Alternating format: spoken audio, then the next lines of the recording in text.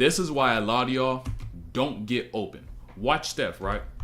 Watch Steph. He gives the ball to Harrison Barnes. He goes down. He's at one speed. He goes up. He's at one speed. He doesn't get the catch. He's getting denied. What happens? He tries to create separation and doesn't make any contact. If you want to get the ball, you've got to change pace and be physical and create contact. If you don't do either one of those things, you won't get open. Simple as that. And that's why the younger Steph, you will see that he shies away a lot from physicality. He shies away from physicality. He doesn't embrace pace because he's not knowledgeable of it. And by not having those two things, he's not nearly as efficient as he is today.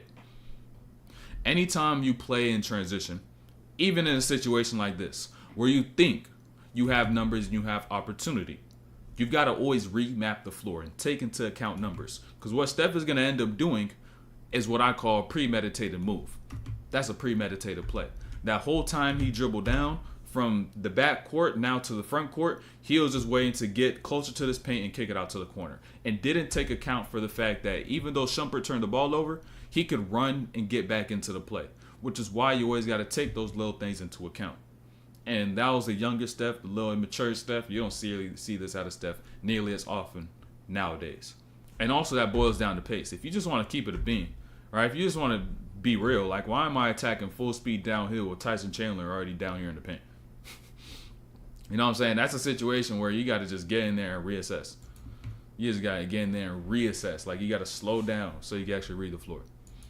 On the defensive end of the floor is where Steph, even at his frame, whether it's now or it's when he came into the league, he's got to make sure that he plays the game smart because he doesn't have the size. He's got to make sure he plays with position. But at this point in time in his career, he don't really got that knowledge point, right? And so in situations like this, cross screen, of course, you're not going to switch this. Now you got Carmelo getting down here to this post, Raymond Felton on this back screen. You got to take that into account. You can't stay attached to everything, right? You cannot stay attached to everything. And so if you just read the defensive side of the floor and you recognize Felton sending a back screen for Tyson Chandler, I got to tag, right? I got to tag so he can't get this lob. And you got J.R. Smith who's up on this wing, on his right wing. So Klay Thompson can't help. So now you're the one who's got to tag. And now you allow it easy too, right? Not even just there, but even while you're here playing a zone. Playing a zone in the situation. And where Steph is, you got J.R. Smith, who once he gets this pass, you got to get out to that outside. But watch where Melo ends up getting to. Like I showed you in transition, he gets to that middle. He got to the middle. He's got Klay. He's got Jared Jack worried about him. He's got Steph worried about him. And now on Steph's part, J.R. Smith, we can't leave him open. J.R. Smith, he's going to burn us, right? And so instead of helping in here and allowing J.R. to get this pass and be able to get this shot, what he should have done, if you're playing the game smart, is that once even Melo does get to the middle, allow Landry to be the help. Allow Landry to step up, and you still take away JR and force this pitch from the middle straight to Iman Shumpert in that corner, because Iman Shumpert is not the shooter that J.R. Smith is, right? That's when you begin to play smart. You lead the ball into the hands of someone who's not as great at doing whatever it is that someone else could do. In this situation, that's three-point shooting. And so now, if you simply did that, it'll be a shot from Shumpert and not a shot from Smith. And then the result, who knows the result? But you play the odds, you play the numbers. Anytime y'all get a bucket, right, don't do what Shump did right here. Because if you're playing to win, you will never do this because of this. Then you got to run and get back. The person that you're guarding has an opportunity, and now you just put 2 on the board, they just put 2 on the board. You just evened out the game. You created no room of separation. Right back to exactly where you were the possession prior to. If you're a point guard, never do this. Steph has the ball on the left side, right? He gets right, he's got 2.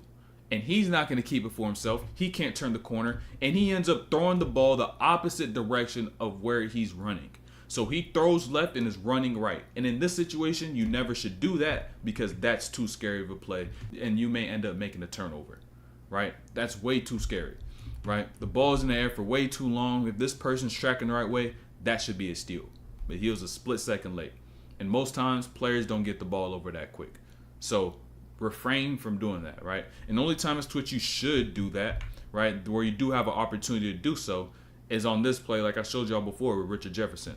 He set this slip, and now since Steph is running left, he could throw it back to that right side on the fact that there is nobody over here to jump this lane.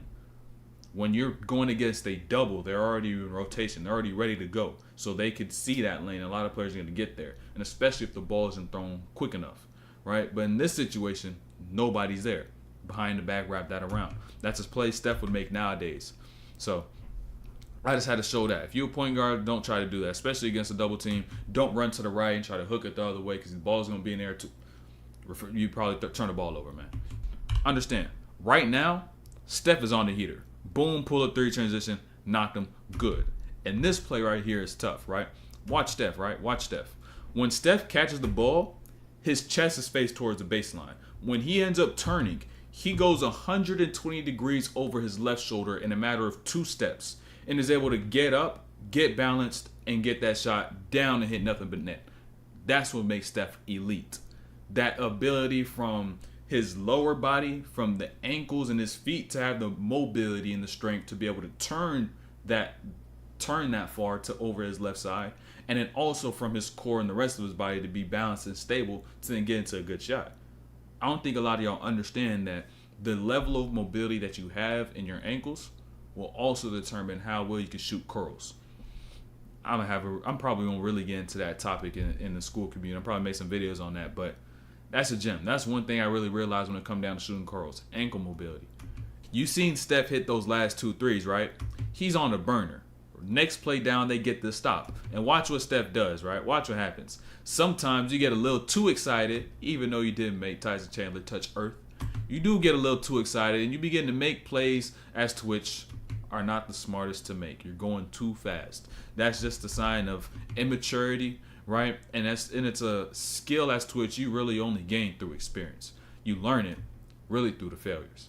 And so you got to learn how to hold yourself back in those scenarios and be able to say, okay, let me chill for a second. Let me actually read the floor. Let me get my pace and not make unfiltered decisions like a jump pass going to my right and throwing it back to my left across the court to the wing. Not a great pass to make. And this is what happens after that same play. You are up by 1. You got a couple of threes. You felt good, but now, boom, you're down by 2. And not even just that. You were down by 2. Next time down, Steph he end up getting here. Boom, hit, foul. He had 52 now. He's going to hit 2 free throws, right? He's going to hit 2 free throws. So that's going to be 54. That's his night. 2 minutes left. And notice what ends up transpiring, which is kind of crazy, right?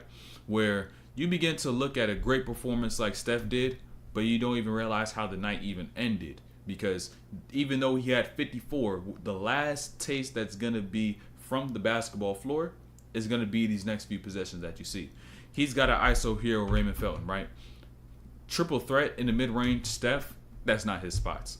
That's not his spots.